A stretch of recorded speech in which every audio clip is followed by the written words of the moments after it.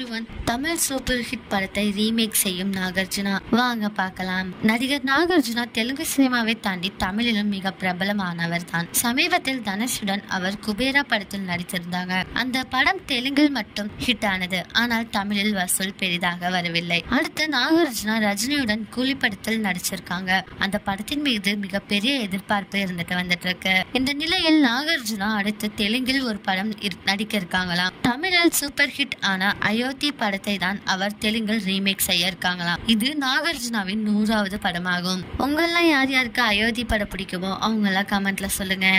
இதே மாதிரி latest cinema news update தெரிஞ்சுக்கணும்னா இந்த சேனலை சப்ஸ்கிரைப் பண்ணிக்கோங்க.